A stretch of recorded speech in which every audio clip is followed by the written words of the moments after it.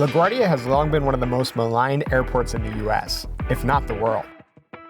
With its cramped hallways, crumbling infrastructure, and famously terrible traffic, Joe Biden once said visitors arriving at LaGuardia might think they're in, quote, some third world country.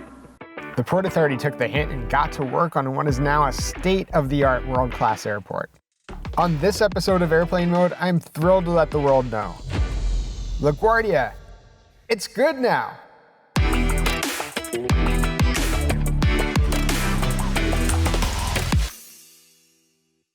I'm here at LaGuardia Airport in July 2020. The brand new Terminal B just opened and it's absolutely gorgeous. I'm gonna give you a complete tour, but because we're in the middle of a pandemic, I have to do the tour in a mask, so I apologize in advance for the muffled audio.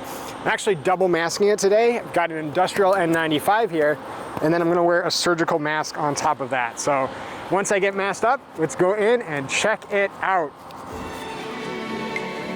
I'm going to take you through LaGuardia from the point of view of a departing passenger. That means we'll start at departures. The first thing you'll notice are these nice wide drop-off lanes.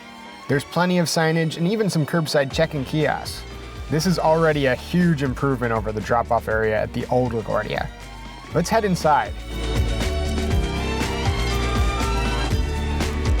My first reaction walking into this brand new space is it's huge. If you've flown through the old airport, you've noticed cramped spaces, definitely not anywhere for social distancing.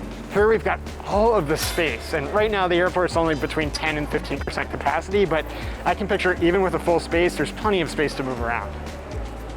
When you think of the old LaGuardia terminal, windows and natural light do not come to mind, and it's the exact opposite here. There's so much light, it's such a bright space.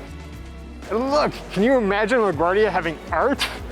This is one of the world's longest mosaics. So there's little icons of all throughout New York City. So we've got the Apollo Theater in Harlem.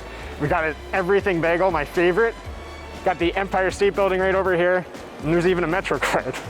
The centerpiece of the terminal is this gigantic sculpture, Shorter Than the Day by Sarah Z.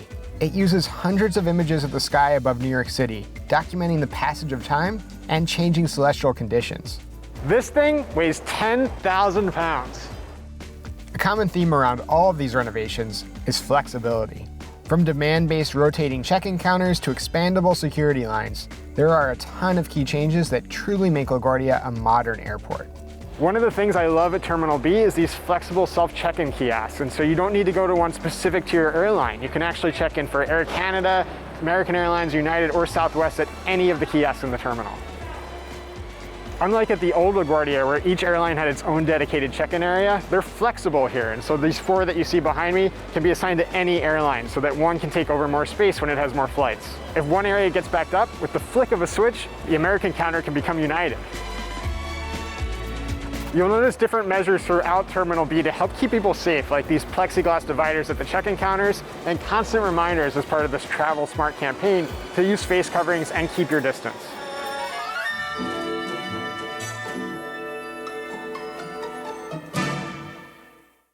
The new security area at LaGuardia has a total of 16 lanes, and they can be used flexibly. So if one line gets overwhelmed, they can just open up another one.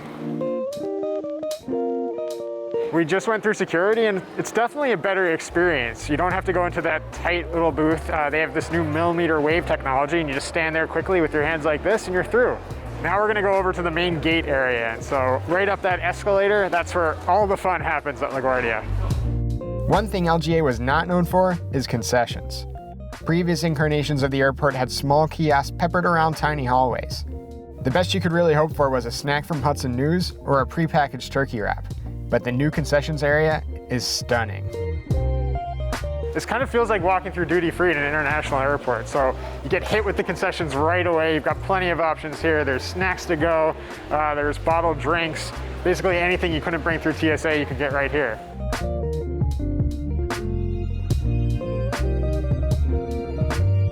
The sharper image, it's back!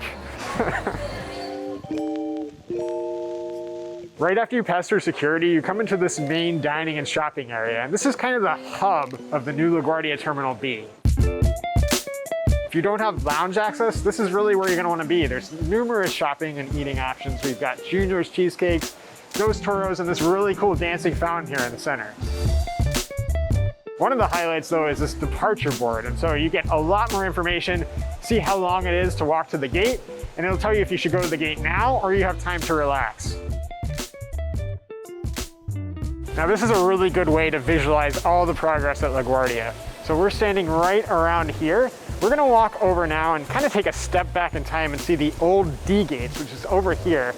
Eventually it'll all be replaced though, and we'll be left with this amazing new LaGuardia Airport.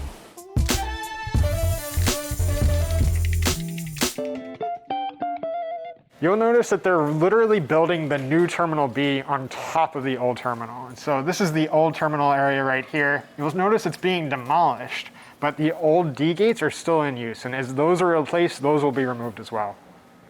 I'm in kind of disbelief. I had no idea what to expect going into this, but it's so cool to see the old and the new. The folks at the Port Authority seem to have a pretty good sense of humor about their reputation.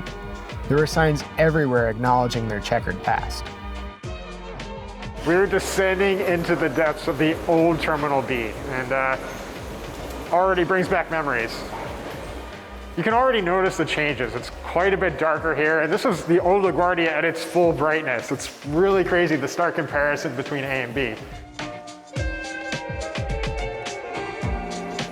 Welcome to the old LaGuardia Terminal B. So these gates are still in use for certain flights. And if you're flying out of the new airport, you'll spend most of your time going through the new terminal area, and then you'll come over here to actually board your flight. One of the coolest renovations is this gigantic new sky bridge. So this is a key part of the flexibility that defines these LGA renovations. I'm standing on this giant pedestrian walkway that airplanes can actually taxi underneath. And so when you land at LaGuardia right now, you could end up stuck on the aircraft for a little while waiting for the taxiways to clear out. This bridge helps enable an extra 2 miles of taxiway space, which should alleviate a lot of that congestion. This is an amazing space for aviation geeks to hang out and geek out. You've got some incredible views of the airport right here, and you've got some seats so you can sit here and wait for your flight.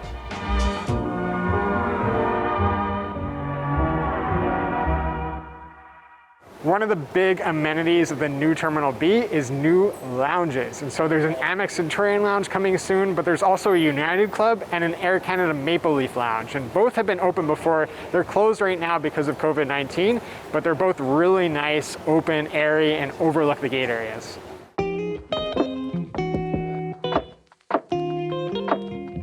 This gate area has actually been open since the end of 2018, but it is really, really nice. And it gives us a preview of what the rest of LaGuardia Terminal B is going to look like.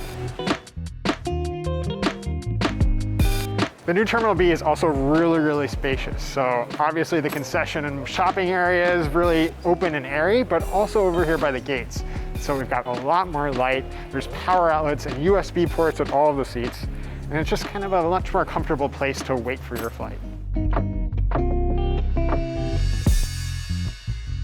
Let's shift gears into the arrivals experience.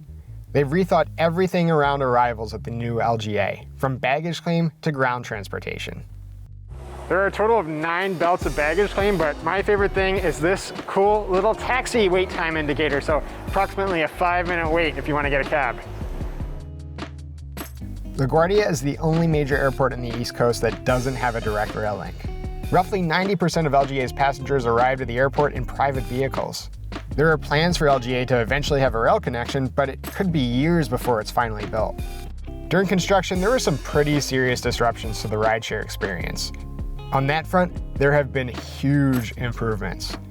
The rideshare experience used to be a complete nightmare at LaGuardia. For a period, you actually had to wait in line to take a shuttle to the garage and then wait in line again to get a car. Now you just walk directly to a garage, and they have designated pickup areas depending on whether you get an Uber X, an Uber Black, a Lyft, or a limo. All in all, I am extremely impressed with the renovations at LGA. The Port Authority has gotten the message and turned one of the country's most hated transit hubs into a world-class airport. There's still plenty of work to be done, and more big changes will continue to roll out. When air travel picks back up again and you fly through New York, I definitely consider LaGuardia Airport. It's good now,